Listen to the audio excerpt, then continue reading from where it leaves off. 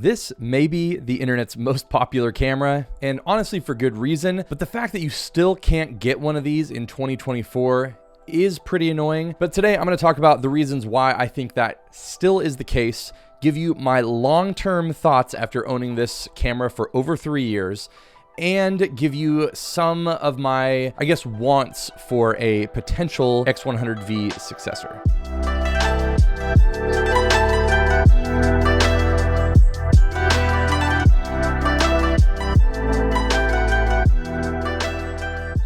Now, I want to take a quick second to say that this video is not sponsored, but it is supported by the fact that I am a professional photographer. And if you have any friends or family members, or you yourself are considering getting married, you can definitely hire me to photograph your wedding. I've been doing it for 17 years now and have photographed weddings all over the world in basically every environment possible. So if you're interested, you can check out my website below. You can also check out the presets and LUTs that I have available below to help color your photos and videos. And if I'm being honest, this YouTube channel is super fun, but it does not support me financially nearly as much as those other things do.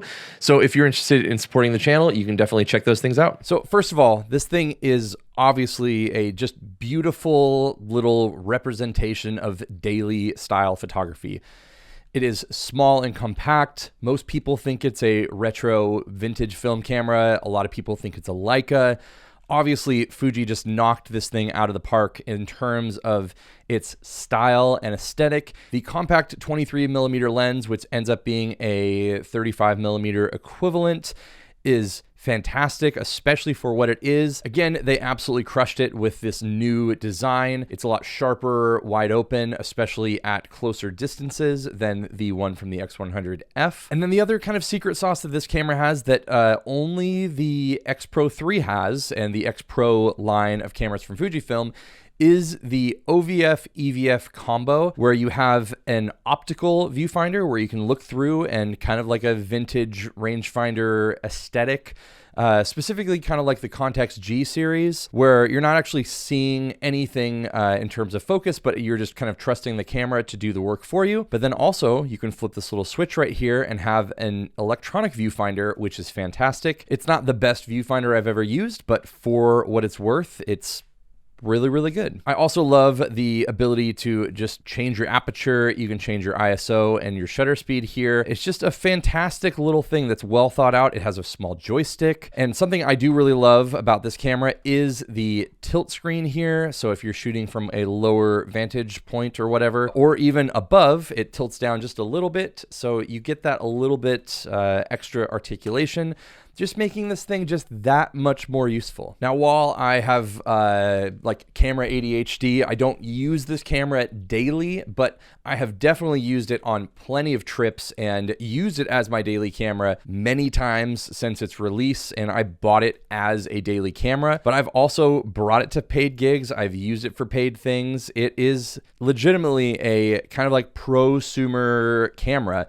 And I think a lot of people that do photography for a living obviously love this and use it as their personal camera as well. And as far as all of the tech goes, yes, this is a 3-year-old camera, but one of the reasons why it's still so popular is because it just has everything that you would want out of a modern digital camera. Some of the most brilliant things in it are as simple as the USB-C charging. So you could buy this camera, never use a charger or anything like that, and just simply plug this thing in with a power bank. You basically treat it like a phone or something like that.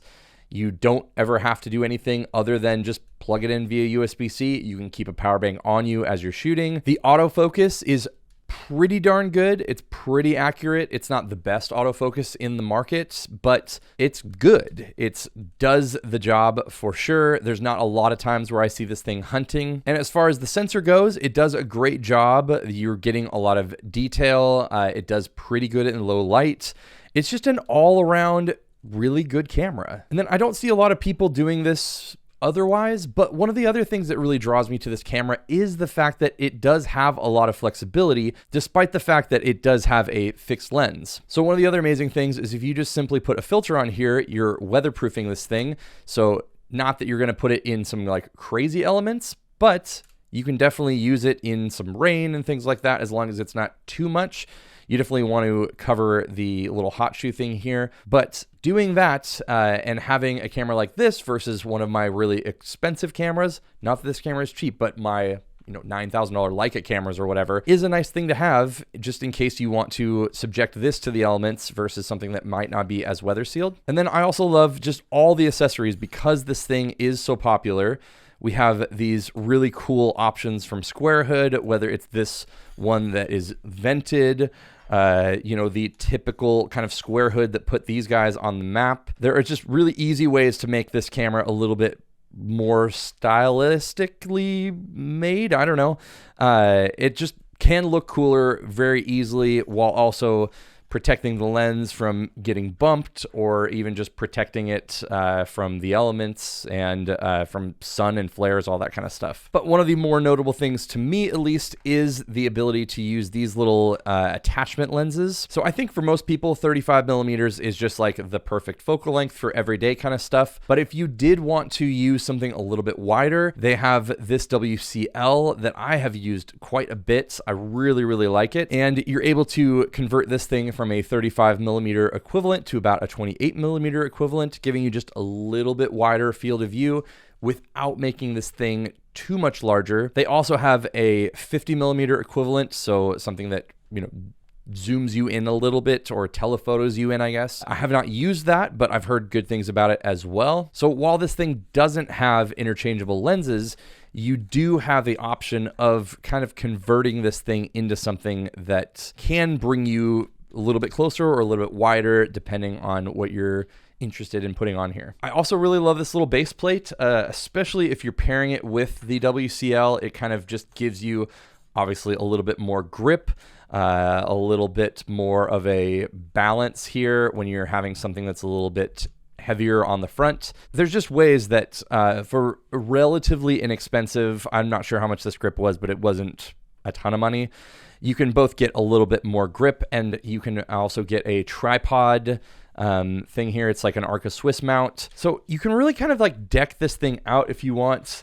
They make a lot of great little straps. These are from Clever Supply Co. This is a great little wrist strap if you're someone that wants to just go out and maybe not toss this thing on your shoulder, but have something on your wrist where, if you drop this, or you can even just leave it off your wrist if you would like. I do this a lot at wedding receptions where I'll just put a camera like this on and walk around and take photos with just a camera on my wrist instead of on my neck.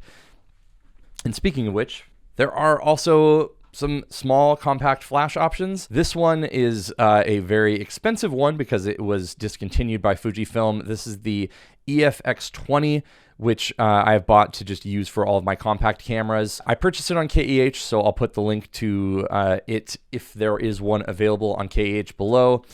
I feel like for what it is, it's really cool, and I love how small and compact this thing is. So this is about as decked out as this camera gets, for me at least. And I don't know how much more you could really add to this camera other than maybe a skin to cover up and make it a different color or something. But I do just love that it has a lot of flexibility and versatility for something that most people don't ever do to this camera, at least. And I think ultimately that is sort of the beauty of this thing, is that you don't have to go out and buy all these accessories to use this camera in a useful and meaningful way. It has a built-in flash, which isn't incredible, but it's good enough. It does the job. And as long as you don't have another hood on, you don't need another flash to go on top of this, especially just for every day, bring this out to friends' houses or events or whatever. And so the thing about this is, as I'm thinking about a possible X100V successor, there honestly isn't a ton that I'm looking for in a successor here, because I do think this camera is so good. But I did write down a few of the things that I think that would really be helpful. And obviously, I'm sure they're way beyond the taking ideas process in the successor to this camera.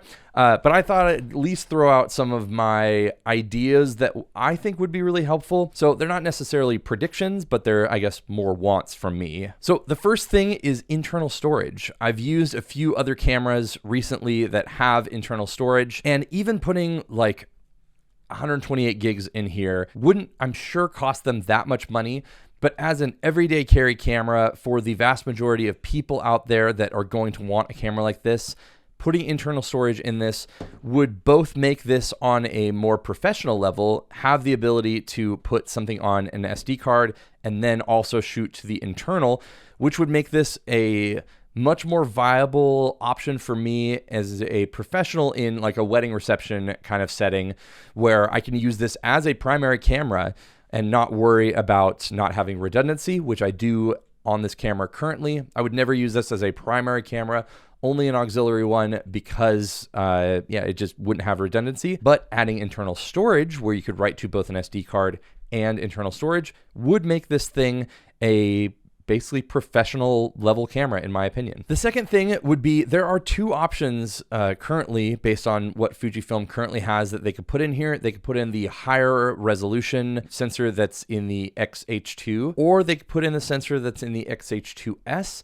And I think for a daily carry camera, having that sensor would make a lot more sense because it's just going to have better low light performance and things like that. I'm assuming they're probably going to put in the higher megapixel sensor just because I know that people use this for landscapes and megapixels just are a better selling point, I guess, for a lot of people. It's a better headline. Personally, I would rather have a faster sensor that is better in low lights, and I don't need this to have a lot of megapixels. I think I'm going to be wrong. I think they're going to put in the XH2 sensor, the higher megapixel one that also goes in the XT5 and things like that. But the lower resolution, faster sensor would be something I would love in the successor. And I know people have been complaining about this for a long time, but I would love to see even an IBIS that is a lower level, just even like 3 to 5 stops of IBIS would be great in this thing, just to be able to shoot some stuff at a little bit lower shutter speeds. And the thing about this is it has video capabilities, but at a 35mm focal length,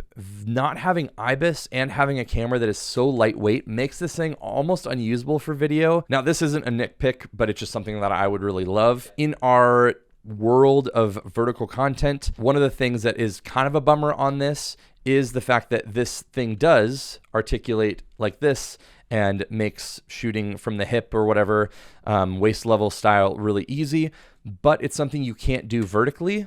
So what I would really love, and I'll actually grab it real quick, I would love to see the articulating screen that is on the GFX camera. So yes, it articulates out to be flat like this in the same way that this does, but it also articulates up. So if you were going to shoot a vertical image, you can pop that out like this, and you get this thing to be also like a vertically articulating screen. So personally, it's not something that's necessary. I don't see them doing it because it's going to add a little bit more bulk to something that I don't think want to add to this, but it's something that I think would be really useful to people, even if they don't necessarily see it as being useful at the moment. And then finally, one of the biggest downsides to this camera currently are just these tiny little batteries. They're not horrendous, but they're just not great. They are 1260 milliamp hours, a minimum of 1200. It's just one of those things where like I would never leave the house with only one battery. I've left the house with 2 or 3 batteries, or just left the house with a power bank. But I always know that unless I'm just going to take like a couple photos, if I'm going out to use this camera, I'm probably going to need more than one battery, which is just a bummer. I would love to see one of the newer batteries implemented into the new one so that you can just rely on this more as like a use it for a day without worrying about carrying spare batteries. I think that would be super helpful, super useful, and very appreciated by people buying into the system. So let me know your thoughts below on what you think of this camera. If you think that the new version will have some of those features, what are your favorite features? What are some of the features that you are kind of looking forward to in a camera like this? And if a successor to this comes out, will you be hoping to pick up one of these, an X100V, or are you someone that would be willing to spend the money on the new version? Let me know below. And if you want to see more of my coverage on the X100V, you can check it out up here. Check out my video specifically talking about all of the different accessories and things that I've used here, up there, and I'll see you in one of those videos.